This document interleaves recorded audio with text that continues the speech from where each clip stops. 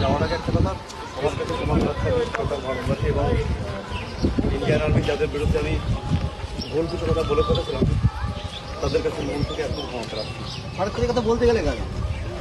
এটা বিভিন্ন কথা কাটাকাটির মাধ্যমে একজন পার্সোনালি একজনের সাথে গন্ডগোল চলতে চলতে এভাবে হয়েছিল এবং সেটা মুখ ফসকে আমার বেরিয়ে যায় এবং বেরোনোর পরে আমি বুঝতে পারি যেটা আমার চরম অন্যায় হয়েছে। তো তারপরে আমি সোশ্যাল মিডিয়াতে ক্ষমাও চাই। তো তারপরে সেটা অতিরিক্ত ভাইরাল হয়, তার জন্য আমি খুব দুঃখিত এবং ক্ষমা প্রার্থী। আমার ব্যাগটা নিয়ে আসো না জানো? আমি দেখলাম লোক আছে